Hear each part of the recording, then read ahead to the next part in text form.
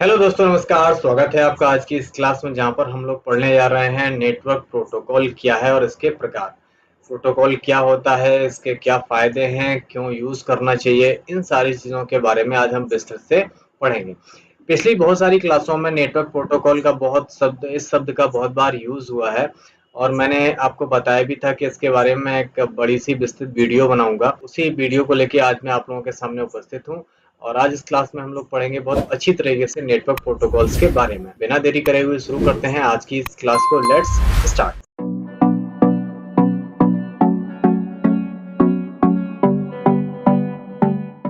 सबसे पहले समझ लेते हैं प्रोटोकॉल क्या है और इसके कितने प्रकार होते हैं।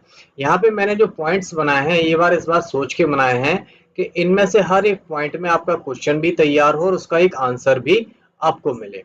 अब यहाँ पे पहला जो नियम है, पहला जो प्रोटोकॉल का सेट है, वो आप देख लेते हैं और यहाँ पे समझ में आ जाएगा आपको हर एक क्वेश्चन कैसे तैयार हो रहा है और क्वेश्चन का मतलब क्या हुआ, उस क्वेश्चन का आंसर भी क्या होगा। सबसे पहला लाइन लिखी हुई है यहाँ पे, प्रोटोकॉल नियमों का समूह होता है जिसका इस्तेमाल एक कंप्यूटर से दूसरे कंप्यूटर में डेटा को ट्रांसफर करने के लिए किया जाता है। अगर पूछा जाए कि what is the protocol, protocol क्या है, तो protocol is the set of rule. दूसरी लाइन में भी देखो यहाँ पे अगर लिखा हुआ है तो दूसरे शब्दों में कहें तो प्रोटोकॉल नियमों का समूह होता है, यानी it is a set of rules. नियम होते हैं। अच्छा, हम लोगों को ये तो पता है ना कि अपनी जिंदगी में हर एक जगह पे हम नियमों का पालन करके हुए, जैसे हम स्कूल जाते हैं तो वहाँ पे भी नियम है भाई, ड्रेस कोड में जाना है, टीचर से सर करना है, गुड मॉर्निंग गुड इवनिंग करना, तो एक नियम कानून से हम अपनी जिंदगी चलाते हैं। उसी तरीके से नेटवर्क में या इंटरनेट पे डेटा को सेंड और रिसीव करने के लिए हम अलग अलग प्रोटोकॉल का यूज करते हैं। प्रोटोकॉल शब्द का मतलब है नियमों का समूह। नेटवर्क में डेटा के आदान प्रदान के लिए भी कुछ नियम बनाए गए हैं जिन्हें प्रोटोकॉल कहा जाता है। कंप्यूटर नेटवर्क में प्रोटोकॉल का प्रयोग डिवाइस और कंप्यूटर के बीच में डेटा को फॉर्मेट करने, ट्रांसमिट करने, उन्हें रिसीव करने के लिए किया जाता है। अब अगर हम नेटवर्क में या अपने दो या दो से अधिक कंप्यूटर को हमने आपस में जोड़ रखा है, उनमें हम डेटा ट्रांसफर कर रहे हैं, डेटा रिसीव कर रहे हैं, डेटा भेज रहे हैं, डाउनलोड कर रहे हैं, अपलोड कर रहे हैं, तो इन सारी चीजों को करने का ऐसे ही मतलब नहीं कंप्यूटर को जोड़ा और होने लगा, नहीं। इनके बीच में एक नियम, एक कानून, एक सिस्टम तैयार होता है जिसे हम प्रोटोकॉल बोलते हैं। और बिना प्रोटोकॉल के हम इंटरनेट का इस्तेमाल नहीं कर सकते हैं। जैसे हमने बार बार सुना HTTP एक प्रोटोकॉल होता है जिसका फुल फॉर्म है हाइपर टेक्स्ट ट्रांसफर प्रोटोकॉल। इसका इस्तेमाल इंटरनेट में फाइल को ट्रांसफर करने के लिए किया जाता है। नाम ही है ट्रांसफर प्रोटोकॉल। ये टेक्स्ट को ट्रांसफर करता है, एक फाइल से दूसरे पेज पर ले जाने के लिए इस्तेमाल होता है, इसलिए हम इसको बोलते हैं HTTP। इस तरीके के बहुत सारे प्रोटोकॉल्स आगे मैं बताने वाला हूँ। प्रोटोकॉल बहुत सारे प्रकार के होते हैं जिनके बारे में यहाँ पे बताया है मैंने। TCP, IP, UDP, POP, SMTP, FTP, HTTP, HTTPS, telnet और गोफर। ये 10 प्रोटोकॉल, ये मेन प्रोटोकॉल हैं जो हमें पता होने चाहिए, इंटरनेट पे यूज होते हैं और इनके बारे में हमसे एग्जाम में भी बहुत बार पूछा जाता है। इस वजह से मैंने ये टॉप 10 प्रोटोकॉल्स आपके सामने यहाँ पे रखे हुए हैं। अब आगे इनके बारे में एक एक से पढ़ते हैं और समझते हैं। पहला प्रोटोकॉल है TCP। इसका पूरा फुल फॉर्म है ट्रांसमिशन कंट्रोल प्रोटोकॉल। ओके, ध्यान से, यहाँ पे क्वेश्चन तैयार हो गया आपका, what is the full form of TCP। तो it is a transmission control protocol. ये एक ऐसा प्रोटोकॉल है जो IP यानी इंटरनेट प्रोटोकॉल के साथ काम करता है। एक ट्रांसपोर्ट लेयर प्रोटोकॉल है जिसका इस्तेमाल अलग अलग डिवाइस के बीच में संचार करने के लिए यूज किया जाता है। मतलब अगर एक मशीन दूसरी मशीन से बात कर रही है तो उसे TCP प्रोटोकॉल यूज करना ही पड़ेगा।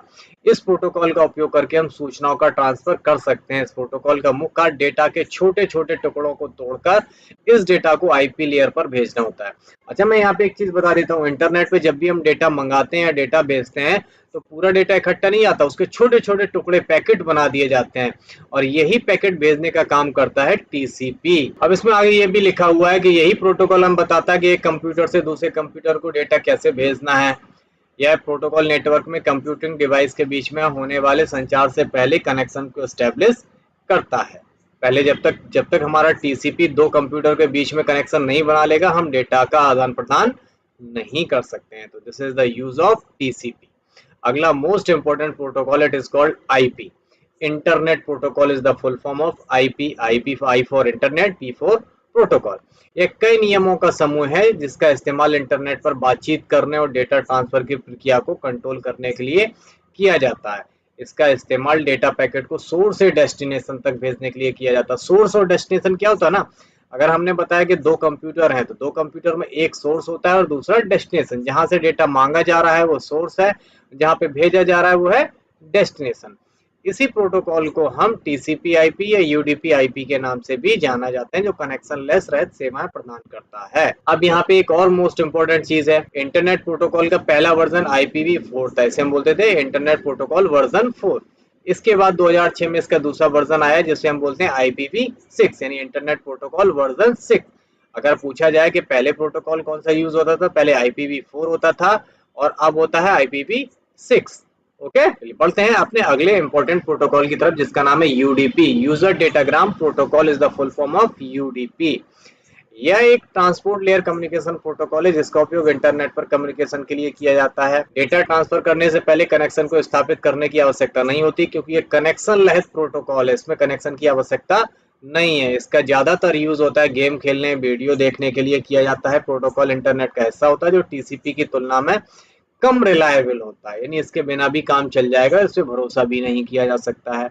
चौथा मोस्ट इंपोर्टेंट प्रोटोकॉल है पीओपी, पोस्ट ऑफिस प्रोटोकॉल। यह एक एप्लीकेशन लेयर प्रोटोकॉल है जिसका इस्तेमाल ईमेल भेजने और प्राप्त करने के लिए किया जाता है।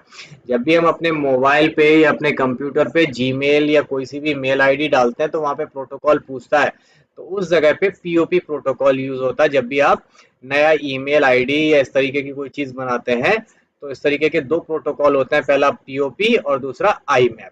ये ईमेल्स के लिए ज्यादातर यूज किया जाता है। अगला है एसएमटीपी प्रोटोकॉल, इसका फुल फॉर्म होता है सिंपल मेल ट्रांसफर प्रोटोकॉल। जैसा नाम से मतलब समझ में आ रहा है वैसा ही काम है।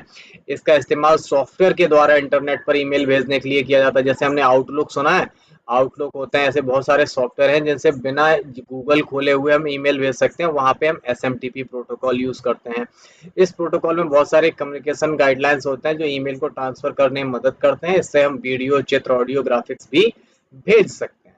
ओके, नेक्स्ट प्रोटोकॉल है हमारा एफटीपी। फुल फॉर्म से आप पूरा मतलब समझ जाएंगे।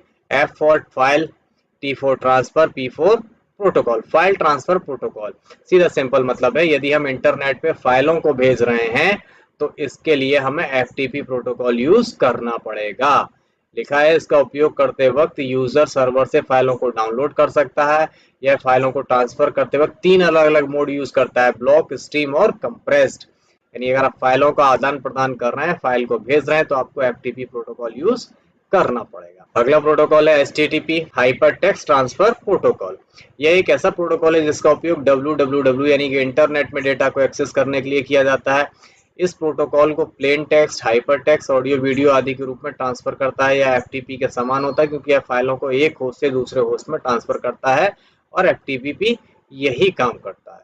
हम लोग जब वेबसाइट देखते हैं ना तो वहां पे लिखा रहता है हर वेबसाइट के पहले HTTP, तो बिना HTTP के आपकी कोई भी वेबसाइट जिसपे टेक्स्ट हो, ऑडियो हो, वीडियो हो, काम नहीं करने वाला। बढ़ते हैं अगले प्रोटोकॉल की तरफ, प्रोटोकॉल HTTPS।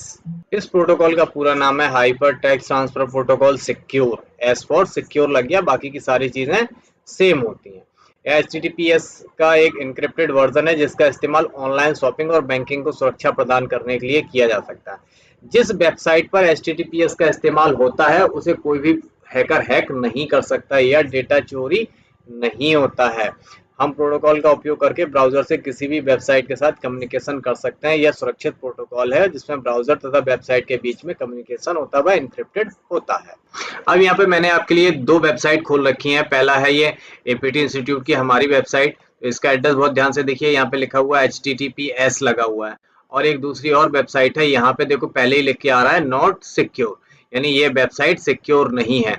अब इस वेबसाइट पे अगर आप अपना कोई इन्फॉर्मेशन डालते हैं, कोई डेटा शेयर करते हैं, अपनी पर्सनल जानकारी देते हैं या पेमेंट करते हैं तो वो सिक्योर है, वो कहीं भी लीक नहीं हो सकता या चोरी नहीं हो सकता। जबकि इस वेबसाइट पे किए हुए ट्रांजैक्शन सिक्योर नहीं है उतने जितने की इस वेबसाइट पे है। यहाँ पे ऑलरेडी HTTP नहीं लगा हुआ इसलिए इसने ऑलरेडी बोल दिया नॉट सिक्योर है। तो समझ में आया कि HTTP और HTTPS में अंतर कितना होता है। अगर किसी वेबसाइट के नाम में HTTPS लगा है that means it is a secure.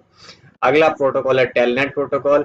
इसका पूरा नाम होता है टर्मिनल नेटवर्क, जो लोकल कंप्यूटर को अन्य कंप्यूटर के साथ कनेक्ट करने में मदद करता है। टेलनेट क्लाइंट सर्वर सिद्धांत पर काम करता है। इस प्रोटोकॉल का उपयोग ज्यादातर क्लाइंट प्रोग्राम और रिमोट कंप्यूटर के द्वारा किया जाता है। अगला एक और इम्पोर्टेंट प्रोटोकॉल है गोफर। गोफर एक एप्लीकेशन लेयर प्रोटोकॉल है जिसका इस्तेमाल वेब सर्वर पर स्टोर किए गए डॉक्यूमेंट को एक्सेस करने के लिए किया जाता है। इस प्रोटोकॉल के माध्यम से हम डॉक्यूमेंट को देख सकते हैं और यह प्रोटोकॉल अलग अलग साइटों से डॉक्यूमेंट को खोजने, उन्हें रिकवर करने और डिस्प्ले में मदद करता है। ये थे हमारे सारे मोस्ट इम्पोर्टेंट प्रोटोकॉल, इनके बारे में हमने आपको बहुत अच्छी तरीके से बता दिया है। उम्मीद करते हैं आपको समझ में आया होगा। अगर आपका कोई क्वेश्चन है तो मुझे कमेंट में जरूर बताइए। मिलते हैं अगले वीडियो में, अगली क्लास में नए टॉपिक पर बात करेंगे। तब तक अपना ख्याल रखिए। टेक केयर, गुड बाय, जय हिंद।